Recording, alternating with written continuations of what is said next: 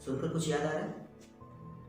जी हाँ, ये वो म्यूजिक है जिससे बच्चों ने खुद को दूसरे ग्रह के जीवों से जोड़ा, जिसे उन्होंने नाम दिया जादू।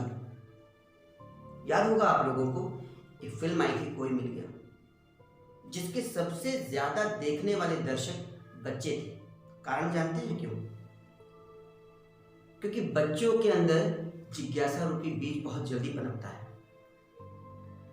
मगर कहीं ना कहीं ये जब शिक्षा के क्षेत्र में आता है तो ये कम हो जाता है। हमको बेहतर तरीके से वो चीज़ बता नहीं पाते। कमियां हमें, उन कमियों को हमें दूर करना है। हम बच्चों को सीधे पृथ्वी के बारे में पढ़ाते हैं, सीधे पृथ्वी।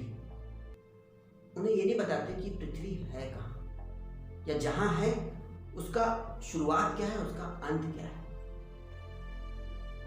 सीधे हम पृथ्वी के बारे में बताना शुरू कर देते हैं। तो कहीं ना कहीं हम बच्चों को सीधे एक पका पकाया भोजन दे देते हैं।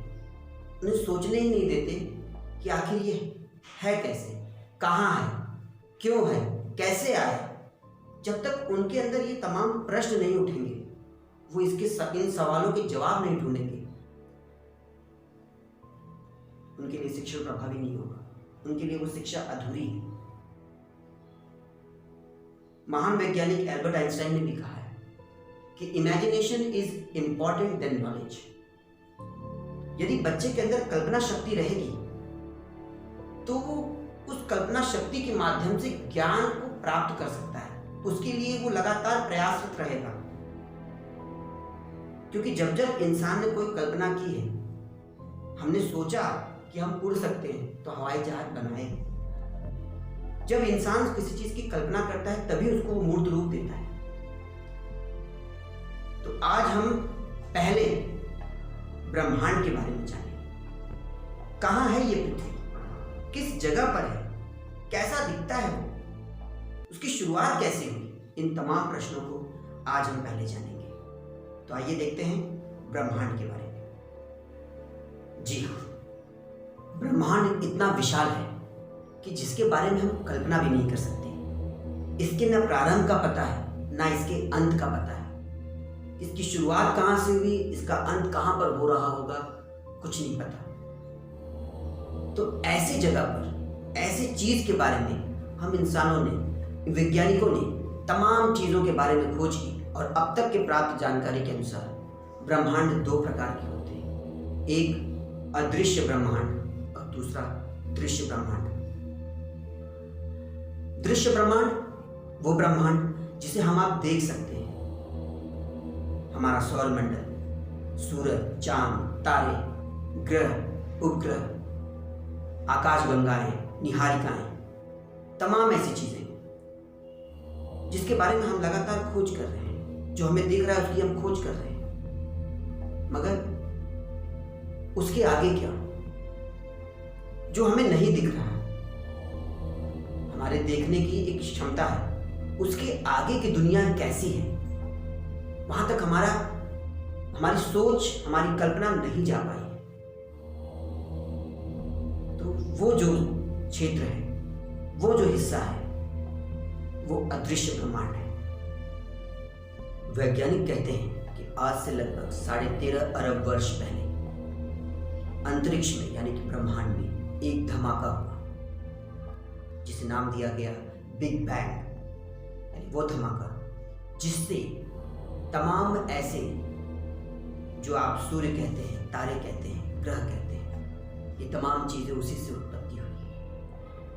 हाइड्रोजन और हीलियम गैस के साथ में, मिश्रण के साथ जो ये धमाका हुआ, उसका असर ये है कि आज भी ब्रह्मांड अपने चारों दिशाओं में लगातार फैलता जा रहा है। इस धमाके में जो मलबे निकले या जो कण निकले, वे लगातार अपना रूप लेते हुए ब्रह्मांड में फैलते रहे, जिसे हम आज आकाशगंगा, निहारिका, सूर्य, तारे, ग्रह, उपग्रह, ये तमाम चीज़ें देख रहे हैं। ब्रह्मांड में प्रकाश की गति को इन्फिनिट कहा गया है, यानी कि ऐसी गति जिसके आगे कोई भी भौतिक कण आगे नहीं निकल सकता, यहाँ तक कि प्रकाश स्वयं इसके आगे नहीं जा सकता। प्रकाश की गति 1 सेकंड में 3 लाख किलोमीटर प्रति सेकंड की रफ्तार है, यानी कि इस रफ्तार से प्रकाश 1 वर्ष में जितना दूरी या जितना डिस्टेंस ट्रेवल करता है उसे हम प्रकाश वर्ष कहते हैं। पृथ्वी से सूर्य की दूरी लगभग 15 करोड़ किलोमीटर है। कितना? 15 करोड़, यानी कि 150 मिलियन किलोमीटर। यदि प्रकाश की गति 3 लाख किलोमीटर प्रति सेकंड है तो 15 करोड़ को 3 लाख से भाग करते हैं तो हमें मिलता है 500 सेकंड। मतलब सूर्य से प्रकाश को पृथ्वी तक आने में 8 मिनट 20 सेकंड लग जाते हैं। ये इनकी रफ्तार है। तो आइए देखते हैं कि कैसे ये घटनाक्रम चली। ब्रह्मांड के किसी कोने में हुआ एक घटना, एक धमाका, जिसे कहते हैं बिग बैंग। उस बिग बैंग में से निकले तमाम लाखों असंख्य तारे, कण, मलबे, जो अपना अपना अपने तरीके से रूप बना रहे हैं। तारों के समूह को हम कहते हैं आकाशगंगा, और हर तारा एक सूरज के समान है। तो किसी एक आकाशगंगा किसी एक कोने में है और कोई दूसरा आकाशगंगा उससे करोड़ों प्रकाश वर्ष दूर है।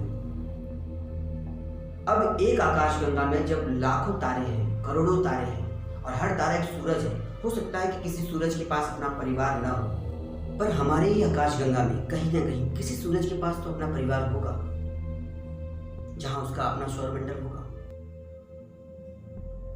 हम अपने ही आकाशगंगा के किसी एक कोने में हैं और दूसरे कोने में क्या है क्या नहीं हमें नहीं जानकारी है। ये तो वही हाल हो गया कि हम अपने ही घर के सभी कमरों तक नहीं पहुंच पाए। बहुत लंबा सफर है, इसलिए बहुत लंबा समय चाहिए। हमारा मिल्की वे, जिसमें सूर्य का एक अपना परिवार है, जिसे हम कहते हैं सौरमंडल, जिसमें 8 ग्रह हैं। उन्हीं 8 ग्रहों में से एक ग्रह हमारी पृथ्वी है। तो अगले पार्ट में हम जानेंगे हमारी पृथ्वी के बारे में। धन्यवाद।